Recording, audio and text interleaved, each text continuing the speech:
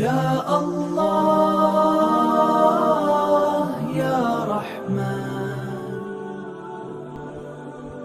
بسم اللہ الرحمن الرحیم۔ قربانی کے تعلق سے کچھ مسائل اور ہیں کہ اگر قربانی کے جانور کے اندر کوئی عیب پایا جائے تو کیا اس عیب کے ہوتے ہوئے ہم قربانی کر سکتے ہیں یا نہیں۔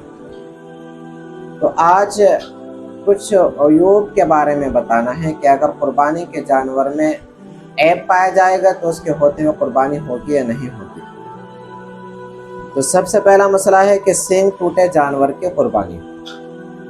آدمی ایک جانور خرید کر کے لایا ہے، اس کا سینگ ٹوٹا ہوا ہے، تو اب دیکھیں گے کہ کتنا سینگ ٹوٹا ہوا ہے۔ اگر سینگ کا اوپر کا جو خول ہوتا ہے صرف وہ نکلا ہے اور اس کا اثر دماغ تک نہیں پہنچا ہے، یا سینگ ٹوٹا ہے اس کا اثر دماغ تک نہیں پہنچا ہے، تو ایسے جانور کی قربانی کی جا سکتی ہے۔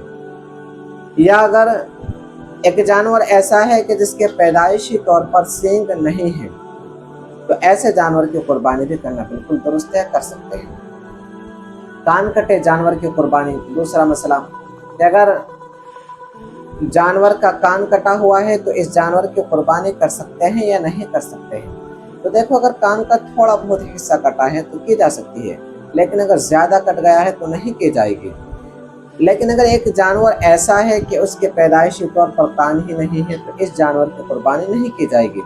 جانور کے اگر پیدائشی طور پر سینگ نہ ہو تو اس کی قربانی کی جا سکتی ہے، لیکن اگر پیدائشی طور پر کان نہیں ہے تو اس کی قربانی نہیں کی جائے گی، جائز نہیں ہے۔ اندھے جانور کی قربانی، جانور کی آنکھ کی روشنی بالکل ختم ہو چکی ہے، اندھا ہو چکا ہے، تو اس جانور کی قربانی کرنا جائز نہیں ہے۔ ہاں، اگر تھوڑی بہت معمولی سے روشنی ختم ہوئی ہے تو کی جا سکتی ہے۔ اب رہا ہے مسئلہ کہ اس کی روشنی کیسے چیک کی جائے گی کہ اس کی کتنی روشنی ختم ہوئی ہے۔ تو جس طریقے سے انسانوں کے ڈاکٹر ہوتے ہیں اسی طرح جانوروں کے بھی ڈاکٹر ہوتے ہیں، وہ چیک کر کے بتلا دیں گے۔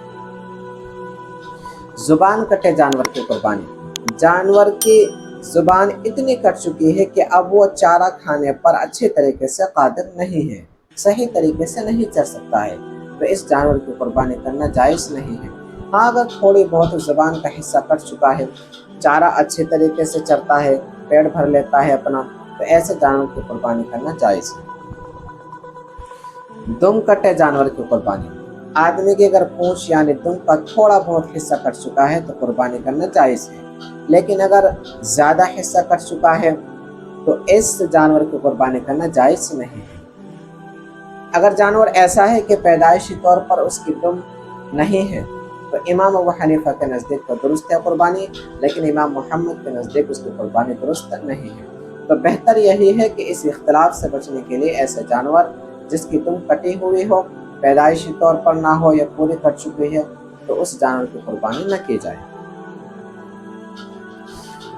لنگڑے جانور کی قربانی، جانور کا ایک پاؤں خراب ہو چکا ہے، تو اب اگر وہ پاؤں زمین پر رکھ کر چلتا ہے، یعنی اس کے سہارے سے بھی چلتا ہے، چاروں پاؤں پر چلتا ہے، تو اس جانور کی قربانی کرنا جائز ہے۔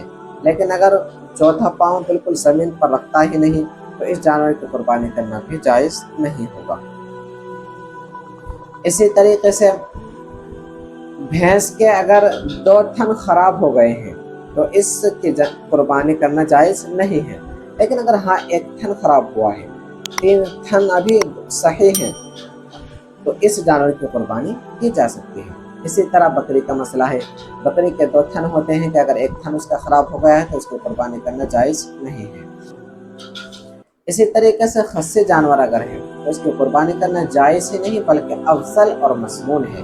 خصی جانور کا گوشت غیر خصی کے مقابلے میں بہت اچھا ہوتا ہے، تو اس کی قربانی کرنا جائز ہی نہیں بلکہ افضل اور مسنون ہے۔ خنثی جانور، ایک جانور ایسا ہے کہ جو شناخت اور پہچاننے میں ہی نہیں آتا کہ یہ بکرا ہے بکری، خنثی ہے، تو ایسے جانور کی قربانی کرنا بھی جائز نہیں ہے۔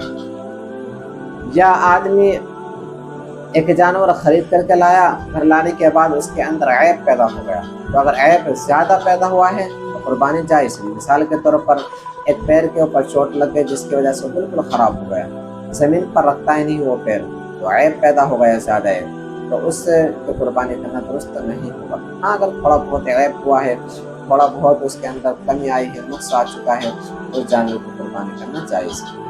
جو قربانی کے وہ مسائل ہیں کہ اگر جانور کے اندر عیب پایا جائے تو کتنا عیب معتبر ہوگا، اس کے ہوتے ہوئے قربانی کرنا درست ہوگا، اور کتنا عیب معتبر نہیں ہے کہ اگر وہ پایا جائے تو اس قربانی کرنا جائز نہیں۔ تو ان کو جاننا بہت ہی ضروری ہے۔